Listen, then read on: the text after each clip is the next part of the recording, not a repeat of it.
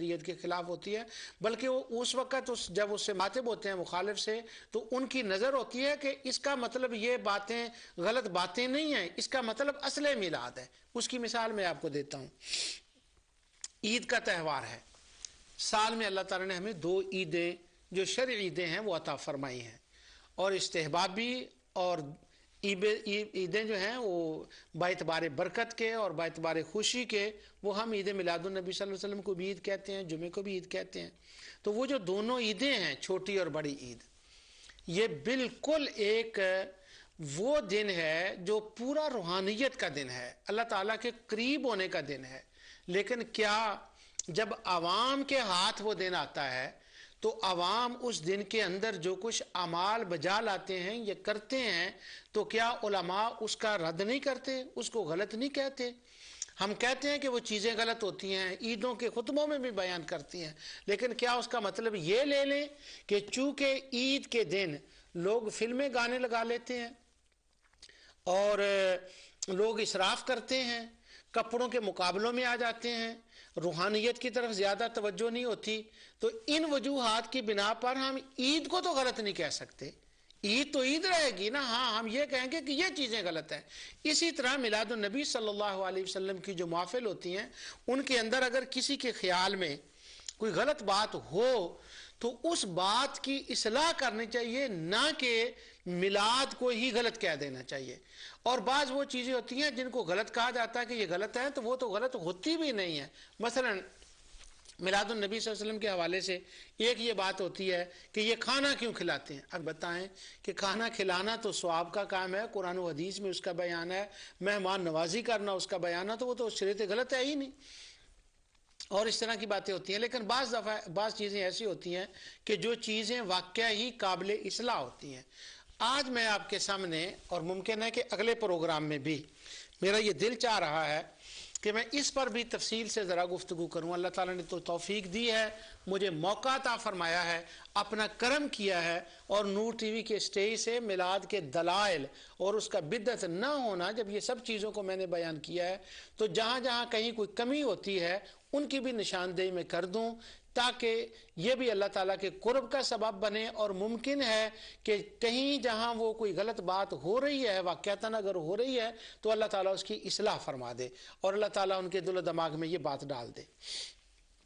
سب سے پہلی ایک مسئلہ ہے وہ یہ کہ جہاں تک میلاد النبی صلی اللہ علیہ وسلم کی اصل کا تعلق ہے، وہ تو بالکل جائز ہے۔ اب جو منکرات باتیں، جو غلط باتیں ہیں جن کو کہا جاتا ہے، ان میں جو میرے علم میں آئی ہیں، اور پہلے اس سے یہ میں بات کہہ دوں کہ وہ غلط باتیں وجود میں ہی کیوں آتی ہیں، اس بات کو ذرا دھیان سے سنیں اور اس کی طرف توجہ دیں کہ غلط باتیں وجود میں کیوں آتی ہیں۔ اس کا سبب یہ ہوتا ہے کہ کوئی بھی شرعی دن جو ہوتا ہے، خوشی کا اسلامی دن جو ہوتا ہے، اس کا ایک طریقہ منانے کا وہ ہوتا ہے جو اہل علم کرتے ہیں، اور اہل علم اس کو مقرر کرتے ہیں کہ اس میں یہ ہونا چاہیے۔ جیسے میں نے امام عبداللہ الکامل کی کتاب آپ کے سامنے پڑھی، حافظ سیوطی کی، اور سب لوگوں کا میں نے بیان کیا کہ میلاد اصل کیا ہے۔ میلاد یہ ہے قرآن، تلاوت قرآن، نعت خوانی اور تقریر اور دعا اور مہمانوں کا کھانا، اور یہ سارا سال جائز ہے، سارا ربیع الاول جائز ہے، اور خصوصاً میلاد 12 ربیع الاول کو بھی جائز ہے۔ اگر علماء جب یہ کام کریں گے تو ان کا دھیان سب سے زیادہ اس بات پر ہوگا کہ اس کے اندر اشاعت اسلام کا کتنا پہلو غالب ہے۔ ان کا دھیان اس طرف ہوگا کہ جو نعتیں پڑھی جا رہی ہیں، ان نعتوں سے کیفیت کس طرح سے پیدا ہوتی ہے۔ ان کا دھیان اس طرف ہوگا کہ جو کھانا کھلایا جائے اس کے اندر زیادہ تکلف نہ ہو، وہ سادہ ہو، اور میلاد کا کھانا ہو، اور یہ نہ ہو کہ ایک دن پکا کے پھر سال بھر اس کا انتظار کریں کہ کب وہ دن آئے۔ نہیں، میلاد ربیع الاول میں بھی 12 کو بھی سارا سال منائیں، اور سادگی کے ساتھ اس کے کھانا ہو جس کے اندر مہمان نوازی ہو، کیونکہ یہ دین کا کام ہے، اور دین کے کام سادگی سے ہی اچھے لگتے ہیں، اور ان میں کنٹینیوٹی، تسلسل ہونا چاہیے۔ یہ نہیں کہ 12 ربیع الاول کو کر لیا اور سال کے بعد۔ تو علماء اس کے اندر یہ چیزیں نوٹ کریں گے. لیکن اتفاق یہ ہوا ہے، یہ بدقسمتی کہہ لیں یا مجھے معلوم نہیں کہ یہ کیوں ایسا مسئلہ ہو گیا ہے، اور جو چیزیں میں سمجھتا ہوں کہ یہ اس وجہ سے ہوا ہے ان کا آج کے موضوع سے تعلق نہیں. ممکن ہے میں اگلے بار اس کا بیان کر دوں. کہ جہاں تک محفل میلاد کرنے کا تعلق ہے تو محفل میلاد کی جو کمیٹیاں بنتی ہیں ان میں عموماً وہ لوگ ہوتے ہیں جو دین سے باخبر نہیں ہوتے، اور ان کا ایک اپنا ذوق ہوتا ہے، اس کا نام رکھ دیا جاتا ہے میلاد کمیٹی. اب وہ میلاد کمیٹی جو ہے نا وہ اس کا اہتمام کرتی ہے. اب وہ جو میلاد کمیٹی ہے ان کے اندر اگر عالم نہیں ہوگا، مفتی ان کے اندر شامل نہیں ہوگا، عالم سے وہ مشورہ نہیں کریں گے، مفتی سے وہ مشورہ نہیں کریں گے، تو پھر وہ کیا کریں گے کہ میلاد ایک اچھا کام ہے، اس کے اندر زیادہ سے زیادہ ذوق پیدا کرنے کی کوشش کریں گے، زیادہ سے زیادہ لوگوں کو اکٹھا کرنے کی کوشش کریں گے تاکہ لوگ آئیں میلاد سنیں.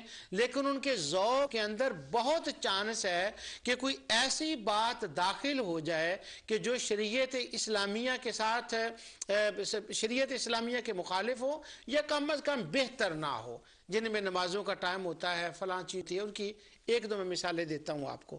تو چونکہ وہ اہتمام کرنے والے ایک عالم سے مشورہ نہ کریں یا نہیں کرتے، اس وجہ سے بعض دفعہ وہ بعض چیزیں جو ہیں ان کے اندر وہ آ جاتی ہیں جن کا میں ذکر آگے کرتا ہوں. لیکن جہاں علماء کا تعلق ہوتا ہے، جہاں علماء انوالو ہوتے ہیں، وہاں کوئی غیر شرعی چیز کا سوال ہی پیدا نہیں ہوتا. اس کی میں ایک دو مثالیں دیتا ہوں آپ کو. نور ٹی وی ہے یا دیگر اسلامی چینل ہیں، ان کے اوپر جب میلاد النبی صلی اللہ علیہ وسلم کی محافل ہوتی ہیں تو نور ٹی وی کے سٹیج سے وہ جو محافل ہوتی ہیں ان میں تلاوت قرآن، نعت، تقریر، دعا اور اشاعت اسلام مقصود ہوتا ہے. محبت مصطفیٰ کی باتیں ہوتی ہیں. غلط کام کا اس میں جو علماء بیٹھے ہوتے ہیں وہاں سوال پیدا نہیں ہوتا. اسی طرح جن مساجد کے اندر علماء اہتمام کرتے ہیں وہاں بھی کوئی ایسی بات داخل نہیں ہوتی. اور یہ باتیں کہاں داخل ہوتی ہیں؟ جہاں علماء کا عمل دخل ختم ہوتا ہے اور لوگ اپنے ذوق کے مطابق کچھ کرنے لگ جاتے ہیں. اس کی میں ایک دو مثالیں آپ کو دیتا ہوں. میلاد النبی صلی اللہ علیہ وسلم کے اوپر لائٹ لگانا، روشنی کرنا، یہ عمل تو جائز ہے. لیکن جب کے اندر کیا ہوگا کہ وہ جو جب لوگ اپنی مرضی سے اس کو کریں گے، جو غیر عالم ہوں گے، تو اس کا یہ بھی ہو سکتا کہ وہ اس کو بہت زیادہ کر دیں. حالانکہ اس کی ایک حد ہونی چاہیے. حد کا یہ مطلب ہے کہ تمام خوشیاں صرف لائٹیں کر کے نہیں ہوتی ہیں. اس کے دینی امور جو دوسرے دینی کام ہوتے ہیں ان کے اوپر بھی خرچ کرنا ثواب ہوتا ہے. لیکن چونکہ ان کا دھیان اس طرف نہیں ہوتا تو وہ ممکن ہے کہ جہاں 10 ٹیوب سے 20 بلبوں سے کم چل جائے، ممکن ہے وہ 100-200 لگا دیں. اور اس طرح سے یہ ایک بے احتیاطی جو ہے وہ ہوتی ہے اور اس کا امکان رہتا ہے.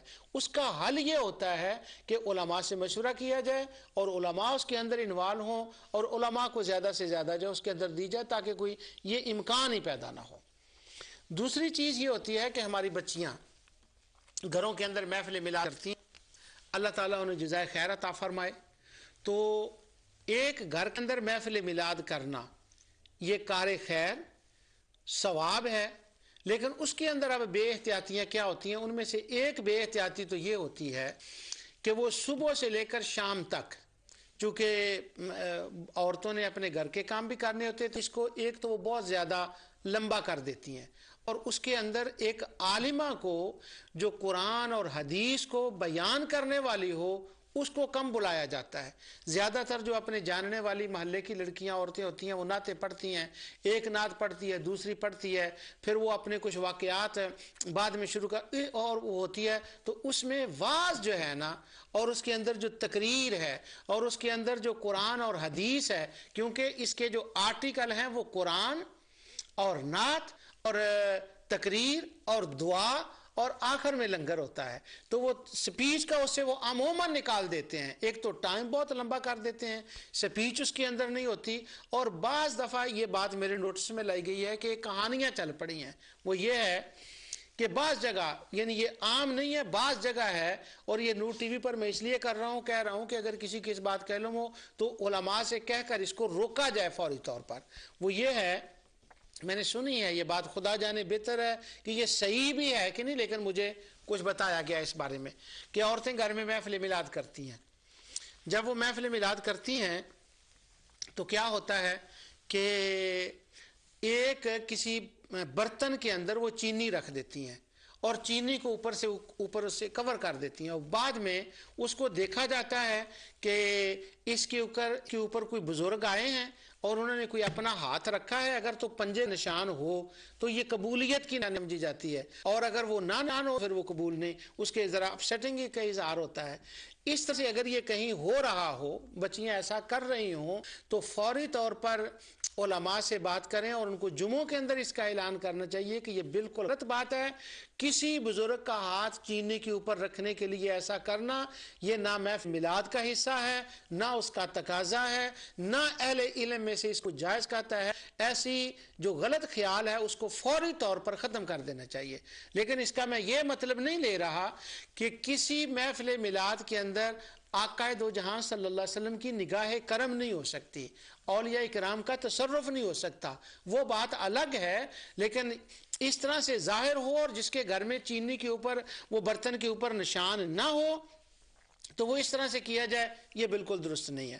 اور پھر اس کے اوپر جو ہے نا وہ کیا اس کا نام لیتے ہیں، زیادہ کیا جاتا ہے، زور دیا جاتا ہے ان باتوں کے اوپر، یہ درست نہیں. اس کے بعد دوسری بات یہ ہے کہ جو محفل میلاد کے اندر حاضر ہوتے ہیں وہ ثواب کی نیت سے حاضر ہوتے ہیں، ان کے ٹائم کا خیال رکھا جائے، اور اس کے اندر جو بیلنس ہے نا نعت کا، اور اس کے اندر جو بیلنس ہوتا ہے کھانے کا، اس کے اندر جو بیلنس ہے تقریر کا، یہ ضرور اس کے اندر رکھا جائے. کیونکہ جو غلط باتیں ہو رہی ہیں نا ان میں یہ ایک بات ہے، اور اس کا مقصود محض رضا الہی ہو. الحمدللہ لوگ رضا الہی کے لیے کہتے ہیں، لیکن شیطان بہت خبیث ہے، وہ کسی نہ کسی طرف سے کوئی نہ کوئی چیز اس کے اندر داخل کر دیتا. اس کی میں ایک دو مثالیں آپ کو دیتا ہوں. وہ یہ ہے کہ لوگ نعت خانوں کو بلاتے ہیں.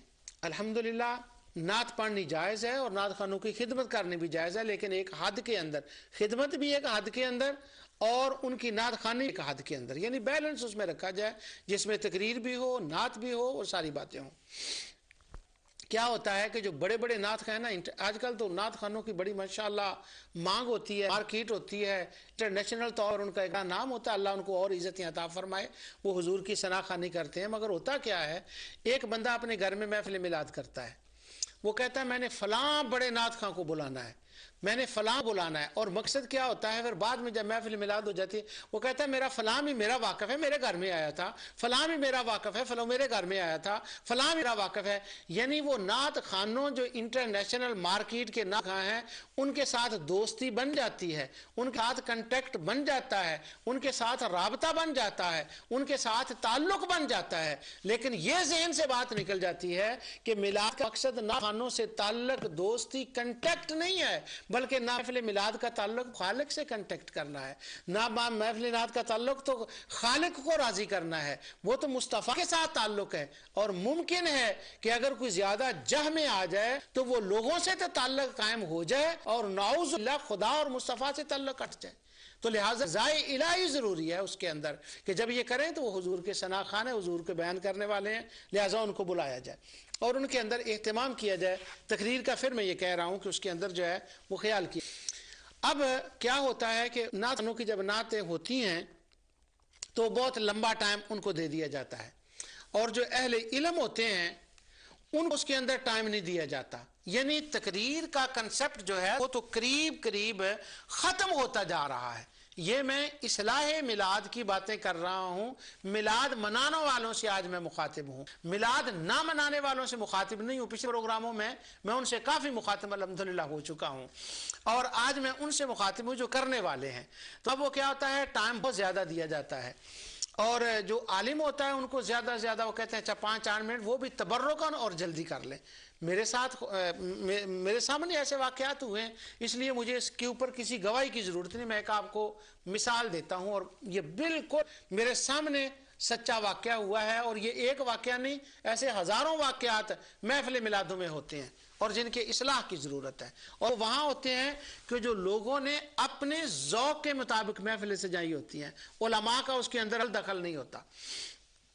3 نعت خواں تو انہوں نے نعت پڑھی، میں بھی اس محفل میں گیا، تو میں ایک عالم آئے ہوئے تھے، میں تو ان کے ساتھ ہی کہہ لیں یا ان کو سننے کے لیے گیا۔ بڑے محدث عالم تھے ماشاءاللہ، عرب ملک سے آئے ہوئے تھے، پاکستانی تھے، وہ کسی عرب ملک میں رہتے ہیں، بڑا حدیث کے اوپر ان کا مطالعہ ہے، بڑے جرح و تعدیل کو وہ ایکسپرٹ ہیں، اس کے بہت عربی کتابوں کا انہوں نے ترجمہ کیا، تو وہ محدث عالم ہیں۔ تو ان کو بھی انہوں نے، گھر والوں نے کہا کہ ہمارے گھر میں محفل میلاد ہے، آپ بھی ہیں، برکت ہوگی، آپ عرب میں بھی رہتے ہیں تو ہمیں بتائیں۔ وہ گئے تو جو نعت خانی شروع ہوئی، رات کا 1 بج گیا۔ جب 1 بجا تو انہوں نے پھر اس محدث عالم سے جو کتب کثیرہ کے مصنف ہیں، جو کتب کثیرہ کے انہوں نے ترجمہ کیا ہوا ہے، اور عرب دنیا میں ان کا ایک نام ہے، بہت بڑے محدث کبیر عالم ہیں، تو وہ گھر والے ان کو کہتے ہیں کہ اچھا آپ ایسا کریں 5-7 منٹ بیان کر دیں، کافی وقت ہو گیا ہے۔ اب ان کی یہ تو میں سمجھتا ہوں کہ انسلٹ بھی تھی کہ عشاء سے لے کر رات کے 1 بجے تک نعت خوانی، نعت خوانی، نعت خوانی، نعت خوانی، اور وہاں جا کر ان کو ٹائم دیا اور وہ بھی کہا کہ ذرا جلدی کریں۔ خیر انہوں نے صبر و تحمل کے ساتھ کیا کیا، انہوں نے وہ بیان کیا، 10 منٹ اتنا بھی تھا، انہوں نے بیان کر دیا۔ اب 5-7 منٹ بیان کرنے کے بعد ایک اور نعت خواں تھے جو کسی دوسرے شہر سے آ رہے تھے، انگلینڈ کی بات آپ کو بتا رہا ہوں، تو رات کا تقریباً 1:15 بج گیا۔ اس کے بعد وہ آ گئے، اور وہ نامی گرامی نعت خواں تھے، اللہ تعالیٰ ان کو عزت دے، بڑی اچھی آواز ہے، بہت خوبصورت نعت پڑھتے ہیں۔ جب وہ آئے تو گھر والے شاش بشاش ہو گئے ان کے چہرے، اور وہ کہنے لگے ہاں آئیں، اب ان کو ٹائم دیں۔ تو پھر انہوں نے نعت شروع کر دی، اب رات کے 2:30 بج گئے۔ اب 2:30 بجے کے بعد 2:30-3 بج گئے، لوگوں نے صبح کام پر جانا ہے۔ اب خدا کا خوف کریں کہ یہ دیکھیں انگلینڈ ہو جہاں لوگوں نے صبح نوکریوں پر جانا ہے، یا پاکستان ہو، معاف کیجیے گا، ایک عالم کے لیے تو 5-7 منٹ، اور وہ بھی محدث عالم، اور پھر وہ اس کے لیے دوسرے بندے کے لیے نعتیں پہلے ہو چکی تھی، لیکن پھر بھی اس کو 1.25 گھنٹہ، بلکہ اس کو وہ فرمائشیں آتی جائیں، اچھا جی وہ دوسری ایک اور فرمائش۔ اب جہاں محفل میلاد گھروں کے اندر ہوتی ہے تو فرمائشوں پہ فرمائشیں آتی رہتی ہیں۔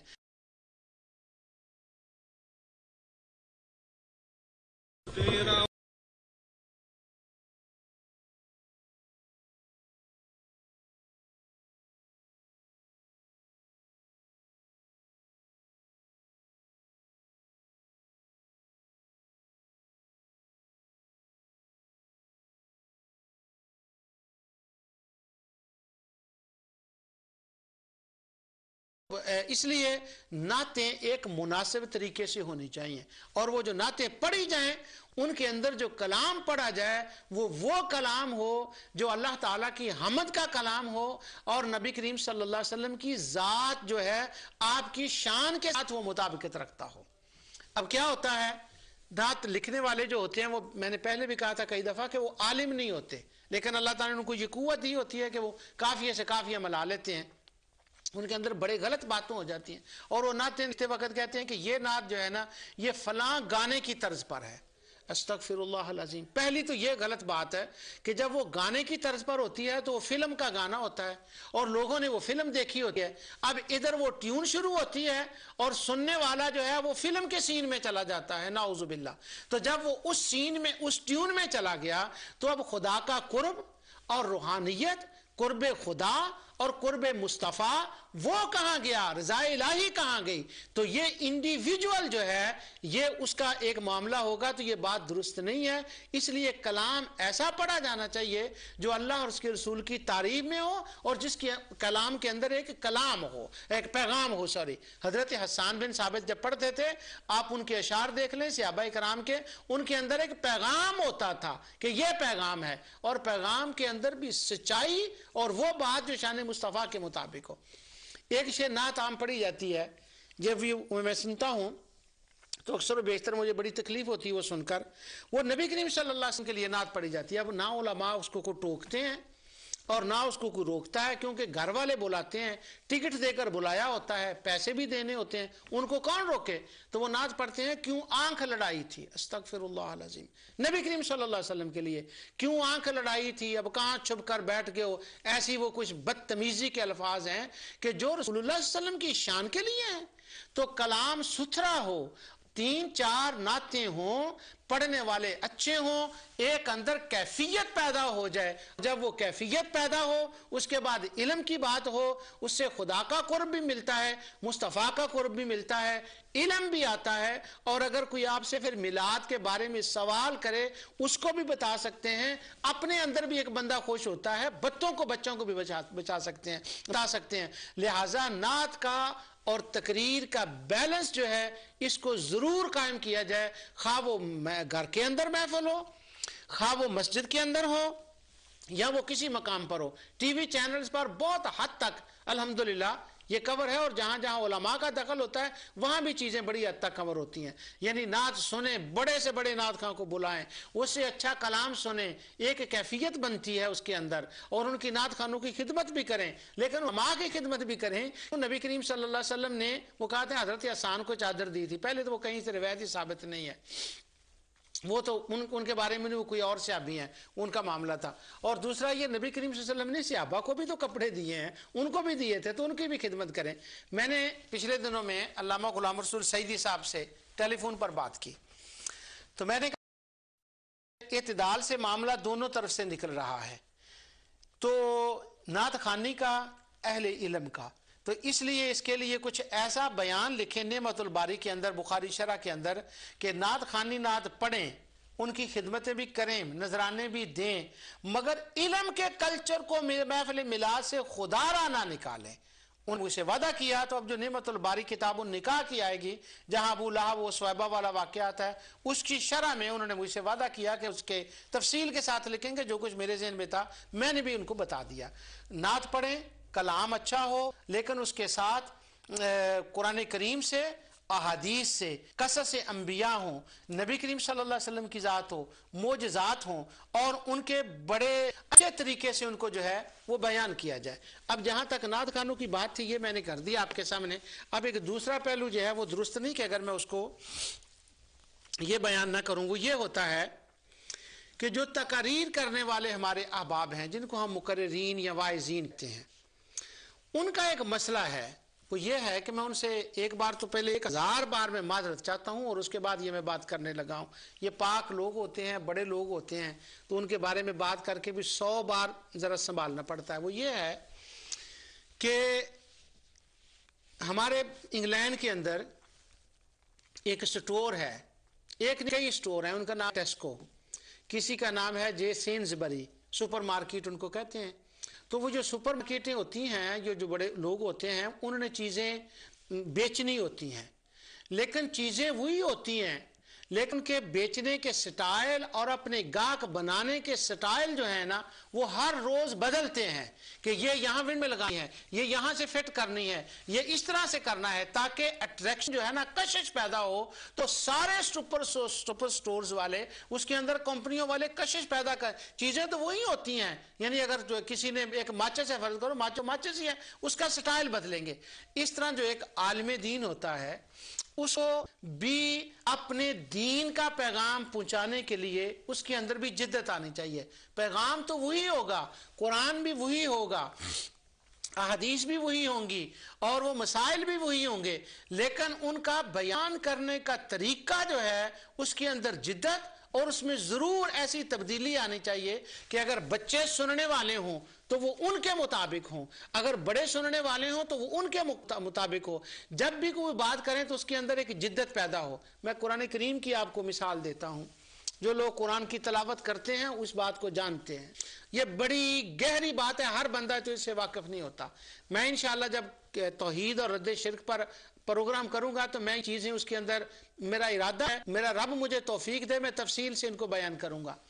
قرآن کے اندر ایک پیغام ہوتا ہے، ایک سورت کے اندر ایک پیغام اللہ تعالیٰ نے دینا ہے، سورہ صافات میں کہہ لیں، سورہ سواد میں کہہ لیں، اور سورہ یاسین میں، سورہ فاطر میں کہہ لیں، سبا میں کہہ لیں، ایک پیغام ہوتا ہے، بات ایک ہی ہے، لیکن اللہ تعالیٰ نے اسلوب اور انداز بدل بدل کر مختلف زاویوں سے مختلف اینگل سے اس بات کو جانے کی کوشش کی ہے، کیونکہ وہ میرا جانتا ہے کہ بندے سادے ہیں، وہ رحم فرماتا ہے کہ وہ اس کے اسلوب کو بدلتا ہے۔ قرآن میں ایک آیت آتی ہے وَلَقَدْ صَرَّفْنَا الْآيَاتِ، بڑا خاص لفظ ہے یہ قرآن کے اندر، یہ انشاءاللہ میں اس کی صحیح آیت لاؤں گا جب میں اس واقعہ پر پڑھوں گا، صرفنا الآیات۔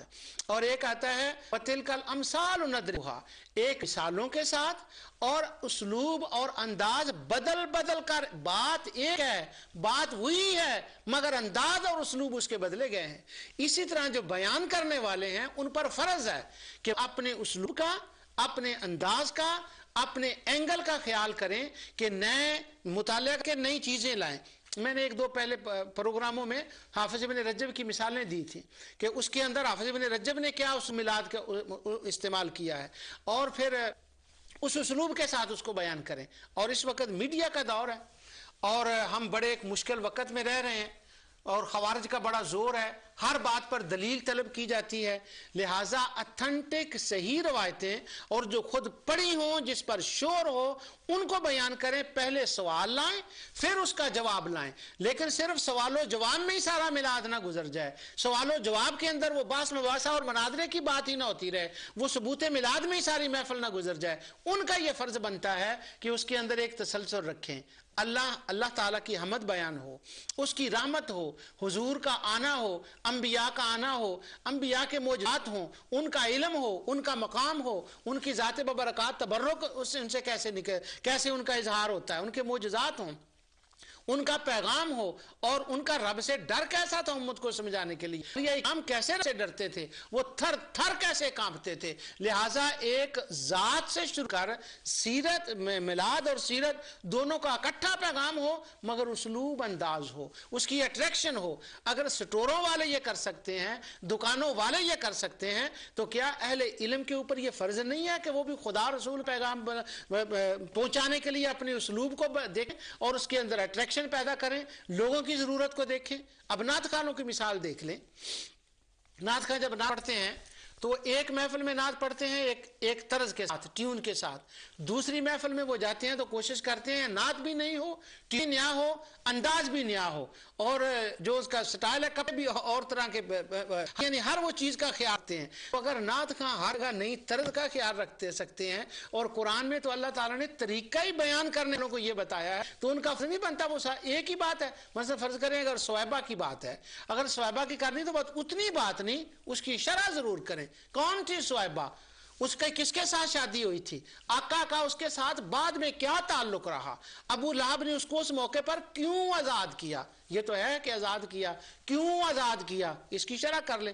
میں معذرت چاہتا ہوں، میں تقریر کرنے کا آپ کو بتا نہیں رہا، مجھ سے سارا جہان اچھی تقریر کرتا ہے، لیکن صرف یہ میں کہہ رہا ہوں کہ میلاد کے اندر جب علماء کو کم ٹائم دیا جاتا ہے تو وہاں پر جو ایکسکیوز بیان کیے جاتے ہیں نا عوام کی طرف سے، وہ یہ ایکسکیوزز ہوتے ہیں، اور جو محفل میلاد کرنے والے ہوتے ہیں، جنہوں نے کرائی ہوتی ہے، وہی ایکسکیوز بیان کرتے ہیں۔ تو ایکسکیوز تو بہرحال رہیں گے، لیکن کم از کم ہمیں بھی اپنی اصلاح کرنے کی بہت زیادہ ضرورت ہے۔ ہمارا زیادہ تر زور ہوتا ہے اشعار کے اوپر۔ جو بندہ شعر نہ پڑھے تقریر کے اندر، لوگ یہ سمجھتے ہیں کہ بس اس کو تو تقریر کرنی نہیں آتی۔ بڑے سالوں کی بات ہے، یہاں ہمارے ملک اسکاٹ لینڈ سے مجھے ایک بار ایک فون آیا، کسی ایک بڑے اچھے عالم تھے، انہوں نے مجھے فون کیا۔ مجھے لوگ میلاد نبی صلی اللہ علیہ وسلم بہت کم بلاتے ہیں، بہت کم میں حاضری ہوتی ہے میری، وہ اللہ تعالیٰ یہاں نور ٹی وی پر موقع عطا فرما دیتا ہے کہ میں یہاں بات کر لیتا ہوں۔ انہوں نے مجھے کہا کہ آپ آئیں، لیکن ہم آپ کو میلاد النبی کی محفل میں بلانا چاہتے ہیں، شرط یہ ہے کہ کچھ اشعار بھی پڑھیں۔ میں نے کہا مجھے اشعار اتنے اچھے پڑھنے تو نہیں آتے، لیکن اشعار پڑھنا تو صحابہ کی سنت ہے، نبی کریم صلی اللہ علیہ وسلم نے بھی گاہے بگاہے کچھ اتفاق ہوا ہے، تو یہ تو سنت ہے، میں پڑھوں گا، لیکن میری ٹیون وہ مجھے نہیں آتی۔ تو وہ کہنے لگے نہیں کوشش کریں، کیوں نہیں آئے گی؟ خیر میں نے کہا کہ نعت خواں کتنے آ رہے ہیں؟ تو انہوں نے کہا کراچی سے فلاں، پنجاب سے فلاں، سرحد سے فلاں، انہوں نے ایک لسٹ مجھے بتا دی۔ میں نے کہا سبحان اللہ، جب اتنے اشعار پڑھنے والے مخلوق کا کلام پڑھنے والے ہوں گے تو ایک بندے کو خالق کا کلام پڑھنے کا بھی تو ٹائم دینا۔ میں نے کہا وہ مخلوق کا کلام پڑھیں گے، میں خالق کا کلام پڑھوں گا۔ میں یہ آپ کو یہ بتانا چاہتا ہوں، سن لیں آپ اس بات کو، مخلوق کا کلام جو نعت خواں پڑھتے ہیں بڑی لذت ہوتی ہے اس کے اندر، مگر کروڑوں مخلوقوں کا کلام ہو، جو اللہ کے حبیب کی شان خالق نے اپنے کلام میں بیان کی ہے، اس کا کوئی مقابلہ نہیں کر سکتا۔ خالق کے کلام کے ذریعے سے آقا دو جہاں صلی اللہ علیہ وسلم کی شان کو بیان کیا جائے، آیت پڑھی جائے، پورا سیاق و سباق اس کا دیکھا جائے، اس کا شان نزول دیکھا جائے، ایک اٹریکشن جو ہے نا اس کے اندر پیدا کی جائے۔ اب ہماری محافل کے اندر نون کم ہوتے ہیں، یہاں پر جو ہے انگلینڈ کے اندر وہ بھی اور پاکستان کے اندر بھی، تو نوجوان کم ہوتے ہیں۔ کیوں کہ نوجوانوں کے ذہن کو سامنے رکھ کر ایک تقریر تیار کرنی چاہیے، یعنی تقریر ایسے تو کرنی ہی نہیں چاہیے کہ بس بندہ گیا اور جو ذہن میں آیا وہ کر دیا۔ بس بعض لوگ تو ایسے ہوتے ہیں کہ اللہ نے ان کو اتنا کرم کیا ہوتا ہے ان کے اوپر کہ ان کا مطالعہ بڑا وسیع ہوتا ہے۔ جب وہ کرسی پر بیٹھتے ہیں نا، تو میں کہا کرتا ہوں، ایک ہمارے فاضل دوست ہے ان کے بارے میں، کہ جب وہ کرسی پر ممبر پر بیٹھتے ہیں نا تو ان کی تار جو ہے وہ علم کے جہان سے لگ جاتی ہے۔ معلوم نہیں انہوں نے کتنا مطالعہ کیا ہوتا ہے، اور لطف آ جاتا ہے، قرآن حدیث جر و تیل ہر چیز وہ لے آتے ہیں، ان کا کنیکشن قائم ہو جاتا ہے۔ تو کچھ لوگ تو اللہ کے ایسے بندے بھی ہوتے ہیں، اور جن کا یہ مقام نہیں ہوتا ان کے لیے ضروری ہوتا ہے کہ وہ تیاری کریں۔ اب شعر جو ہیں، اگر ہر بات کے شعر ہی پڑھنا ہے تو پھر لوگوں کے ذہن میں یہ بات بھی آئے گی کہ اس سے زیادہ اچھا تو فلاں بندہ جو ہے وہ شعر پڑھ لے گا، اور وہ اس سے زیادہ تو اس کا جو ہے نا شعر پڑھ لے گا تو وہ شعر آ جائے گا، ہم اسی سے کیوں نہ سن لیں، کیونکہ اس نے تو ایک واقعہ بیان کرنا ہے عالم نے، اور پھر ایک شعر پڑھنا ہے، پھر ایک واقعہ، پھر ایک شعر، تو وہ تو سارے ہی شعر پڑھ دے گا، تو لہٰذا اس سے وہ زیادہ بہتر ہو گیا۔ تو لہٰذا اس بات کا خیال رکھا جائے۔ اس کے بعد ایک دوسری چیز جو ہے وہ آ گئی، وہ یہ ہے کہ انگلینڈ کے اندر یہ رواج ہے، پاکستان کا مجھے علم نہیں ہے کہ وہاں بھی ہے یا نہیں، جب بچوں کی سالگرہ منائی جاتی ہے اس کے اندر وہ کیک کاٹتے ہیں۔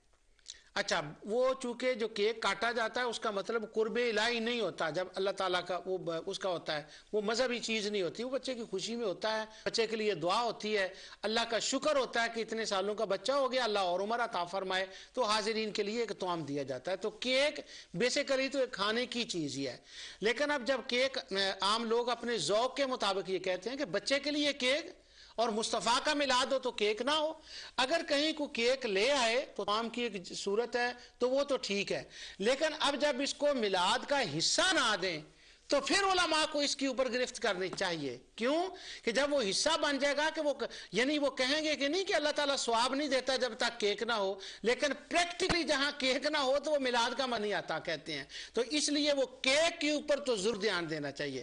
اب پہلے پہ یہ تھا کہ کیک لوگ لانے لگے، علماء سے کس نے پوچھنا تھا، اپنی مرضی سے وہ لانے لگے۔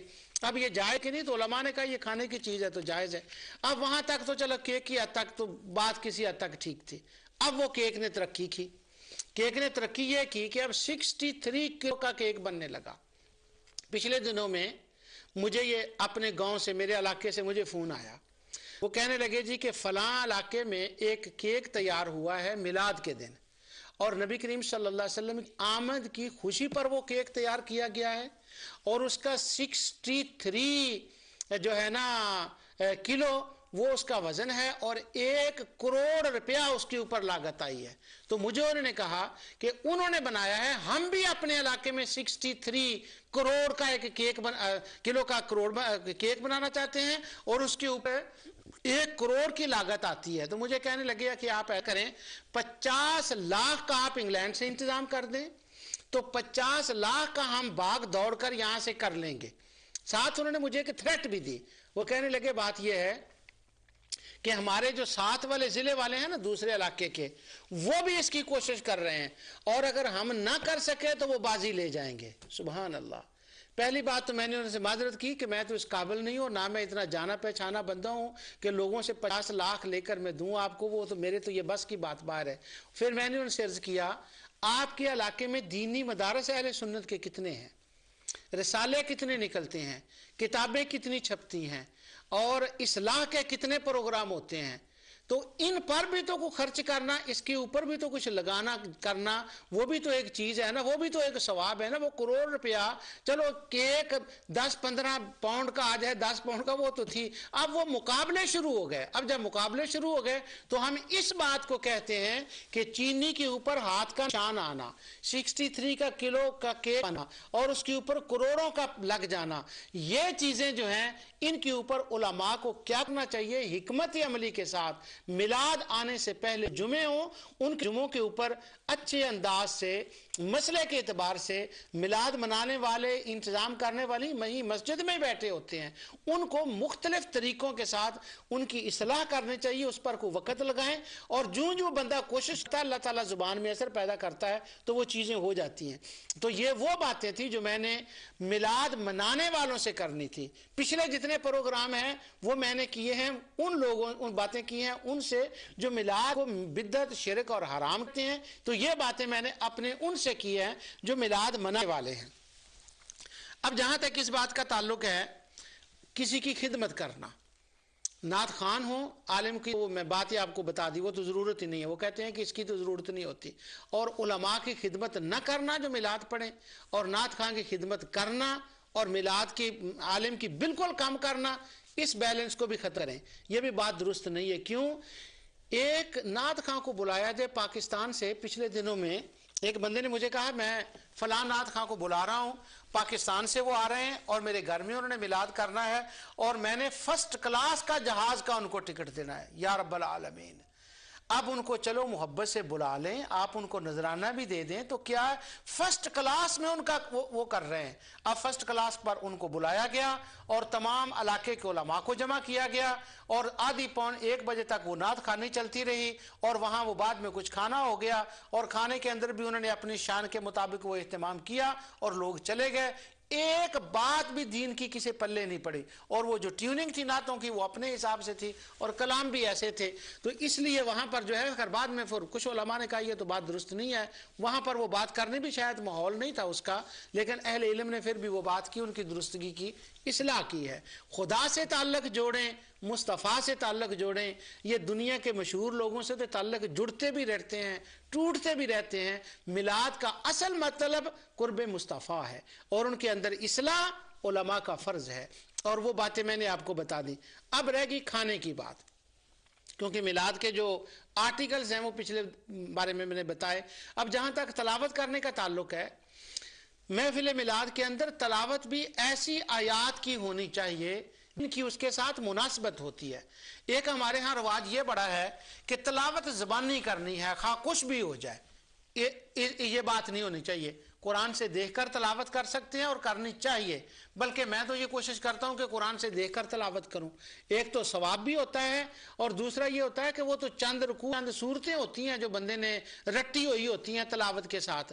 تو جب آپ نے ہر محفل میں اس محفل کی مناسبت سے قرآن کا ایک حصہ تلاوت کرنا ہے, تو اس طرح سے تو بہت کام کاری ہوتے ہیں. سید القراء حضرت سید عبد الباسط رحمۃ اللہ تعالی علیہ جیسی شخصیت, یا کوئی اور ہو, میں قاریوں کی توہین نہیں کر رہا, استغفر اللہ العظیم, تو وہ تو جہاں سے چاہیں تلاوت کر لیں, لیکن قرآن سے دیکھ کر تلاوت کریں اور موضوع کے مطابق, اور انہی آیات پر, انہی آیات کے بارے میں بے شک جو بات کا عالم ہے اس پر خور گفتگو کرے.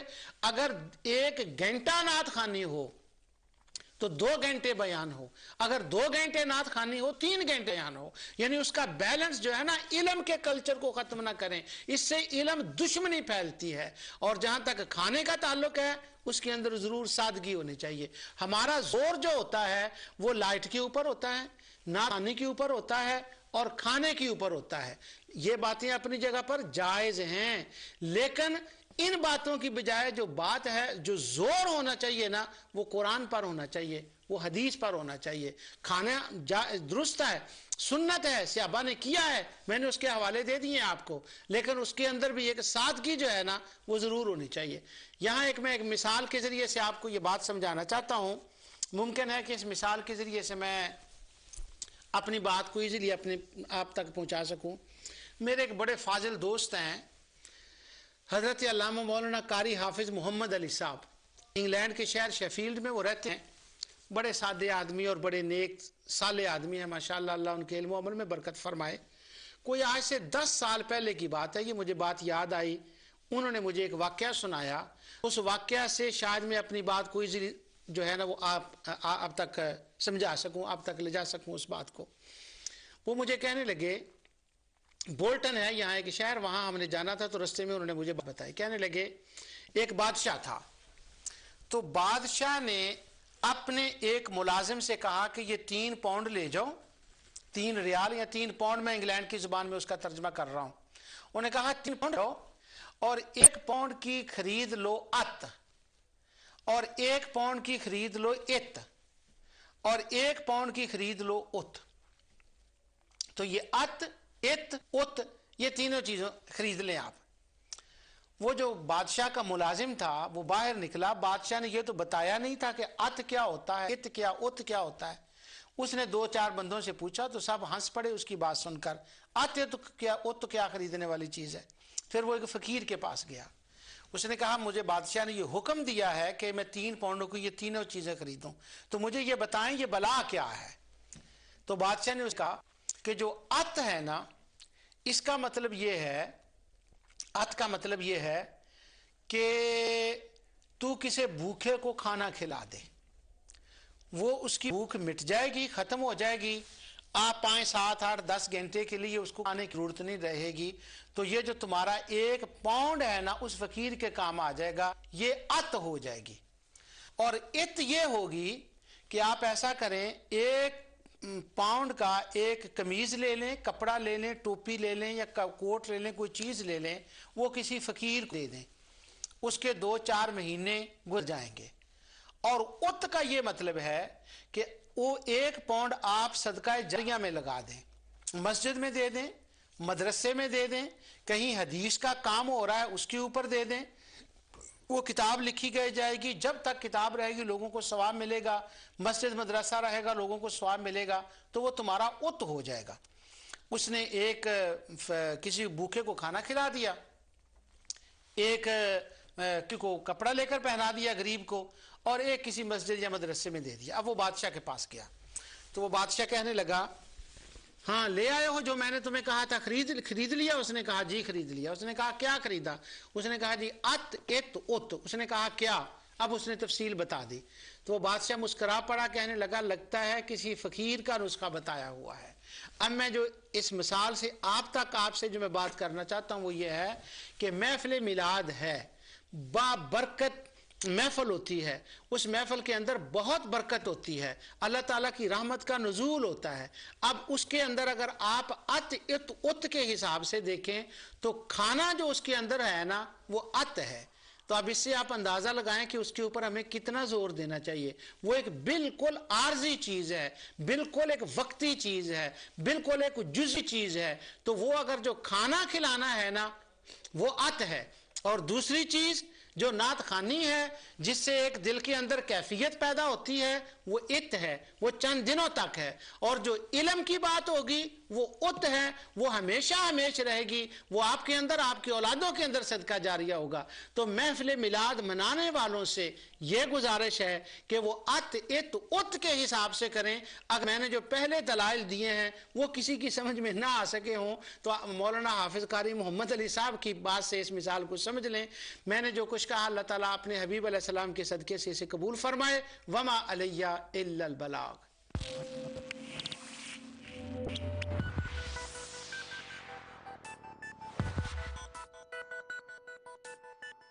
جلوہ گے نور گئے کہ سراپا رضا کا گئے، تصویر سنیت کے چہرہ رضا کا گئے۔ نام محمد سے خوشبو وفا آتی ہے، ان کے روزے سے امتی امتی کی صدا آتی ہے۔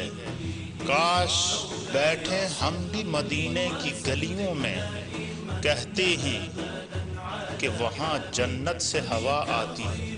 جماعت اہل سنت برطانیہ کے زیر اہتمام عظیم و شان 16ویں سالانہ بین الاقوامی تاریخ ساز سنی کانفرنس مورحہ 24 جون 2012 2 بجے دن بمقام جامع مسجد گھمگول شریف گولڈن ہل روڈ سمال ہیتھ برمنگم۔ اس عظیم و شان سنی کانفرنس میں برطانیہ اور دنیا بھر سے مقتدر علماء کرام، مشائخ اعظام، معروف اسکالرز اردو، انگلش، عربی میں وقت کے تقاضوں سے ہم آہنگ مختلف موضوعات پر فکری اور علمی پیغامات دیں گے۔ تمام شمع رسالت کے پروانوں سے گزارش ہے کہ اس عظیم و شان سنی کانفرنس میں شرکت فرما کر ثواب دارین حاصل کریں۔ خواتین کے لیے پردے کا اہتمام کیا گیا ہے۔ برائے رابطہ علامہ غلام ربانی افغانی، ناظم اعلیٰ جماعت اہل سنت برطانیہ 07944154939، حافظ محمد سعید مکی 07846713540۔ یاد رہے 24 جون 2012 بمقام جامع مسجد گول شریف برمنگم۔ آپ کے استعمال شدہ کپڑے اور جوتے غرباء اور مساکین کو دیے جا سکتے ہیں۔ اپنے گھر اور ماحول کو صاف ستھرا رکھنے کے لیے پرانے جوتے، کپڑے، ہینڈ بیگ، بیڈ شیٹ اور دیگر گھریلو اشیاء مناسب قیمت پر فروخت کریں۔ ہماری برانچز برطانیہ کے تقریباً تمام چھوٹے بڑے شہروں میں موجود ہیں۔ 0800-028-7514 recycleshops.co.uk۔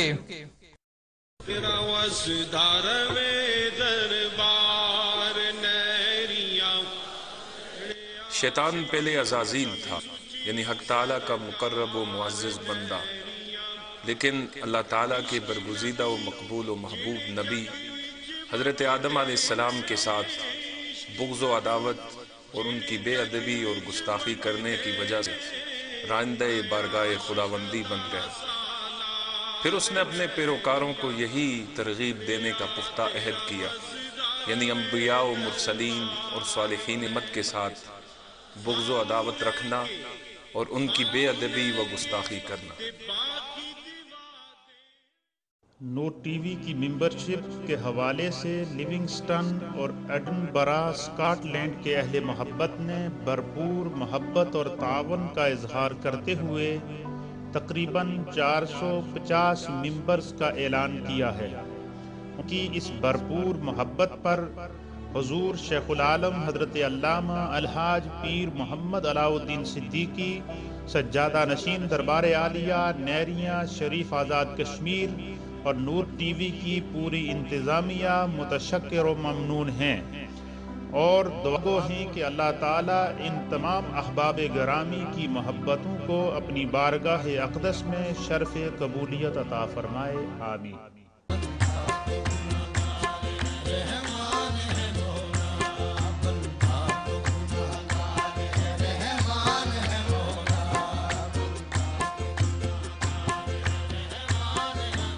نور ٹی وی اسپیشل رمضان پیکیج۔ رمضان المبارک میں نور ٹی وی آپ کے لیے لا رہا ہے خصوصی پروگرام، جن میں پاکستان اور برطانیہ سے جید علماء کرام ماہ مقدس کے دینی، اخلاقی اور معاشرتی اثر پر روشنی ڈالیں گے۔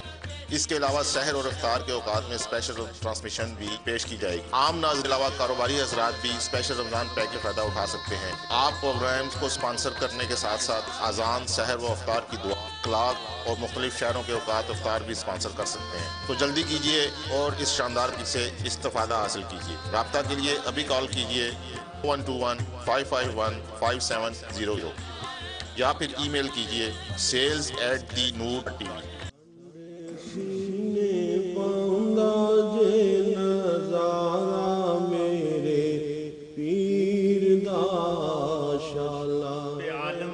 کامل صاحب غوث الورا چرچا یوں روئے زمین ہے پیر محی الدین کا۔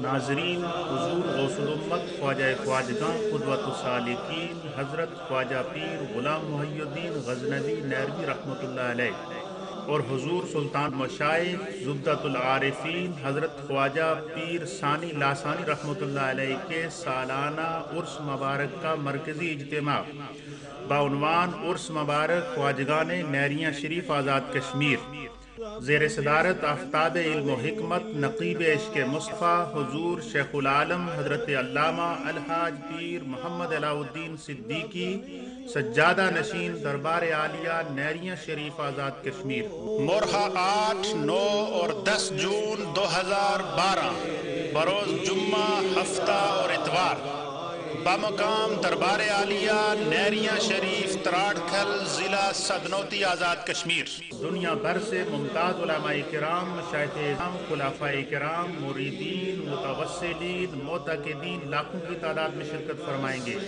تمام شمع رسالت کے پروانے شرکت فرما کر ثواب دارین حاصل کریں۔ دنیا بھر سے شرکت فرمانے والے زائرین اپنے اپنے ممالک اور ٹاؤنز کے خلفاء کرام سے رابطہ کریں۔ عرس مبارک میں شرکت کے لیے تشریف لانے والے احباب اپنے ہمراہ گرم کپڑے اور چادریں وغیرہ ضرور لائیں۔ من جانب جمیع صاحبزادگان دربار عالیہ نیریاں شریف آزاد کشمیر۔ عرس میں حضور شیخ العالم کا خصوصی خطاب اور دعا کا روح پرور منظر۔ مورخہ 10 جون بروز اتوار برطانوی وقت کے مطابق 11 بجے دن اور پاکستانی وقت کے مطابق سحپار 3 بجے دربار عالیہ نیریاں شریف آزاد کشمیر سے نور ٹی وی پر براہ راست دکھایا جائے گا۔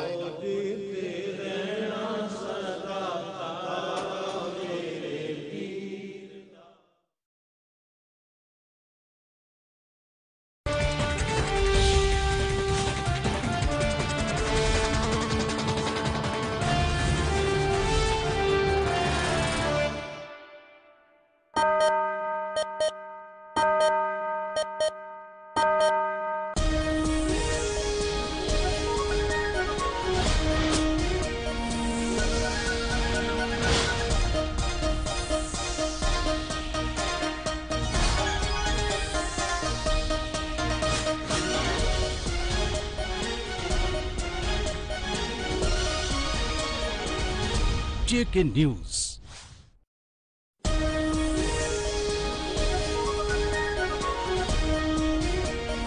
بسم اللہ الرحمن الرحیم، السلام علیکم۔ JK نیوز میں خوش آمدید۔ خبرنامے کے ساتھ میں ہوں محمد رفیق مغل۔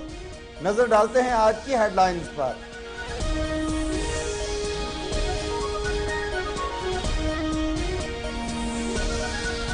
وزیر اعظم آزاد کشمیر چودھری عبدالمجید نے کہا ہے کہ کشمیریوں کی آزادی کی منزل دور نہیں۔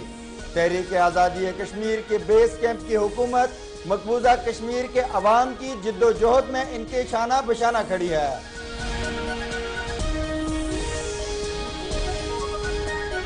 آل جموں و کشمیر مسلم کانفرنس کے صدر سردار عتیق احمد خان نے کہا ہے دفاع پاکستان کونسل کے زیر اہتمام 15 جون کو مظفر آباد میں جلسہ عام منعقد ہوگا، جس میں دفاع پاکستان کونسل کے مرکزی قائدین خطاب کریں گے۔ مسلم لیگ نون آزاد کشمیر کے صدر راجہ فاروق حیدر خان نے کہا ہے کہ ہم وفاقی بجٹ کو مسترد کرتے ہیں۔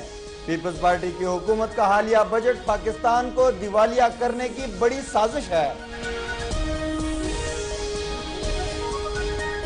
آزاد کشمیر کے سینئر وزیر چودھری محمد یاسین نے کہا ہے کہ آزاد کشمیر کا بجٹ بھی مثالی ہوگا اور لوڈ شیڈنگ پر بھی جلد قابو پا لیں گے۔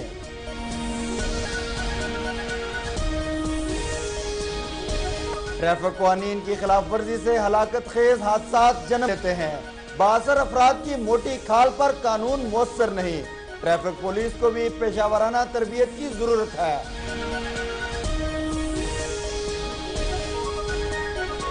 میرپور کے شہری بجلی کے عذاب کے بعد پانی کے بحران کا شکار۔ بجلی کی مسلسل غیر اعلانیہ لوڈ شیڈنگ نے شہر سے پانی غائب کر دیا۔ منگلہ ڈیم کے کنارے آباد تارکین وطن کشمیریوں کے شہر میرپور میں بجلی کی بدترین لوڈ شیڈنگ کے خلاف شہری اور تاجر برادری سراپا احتجاج۔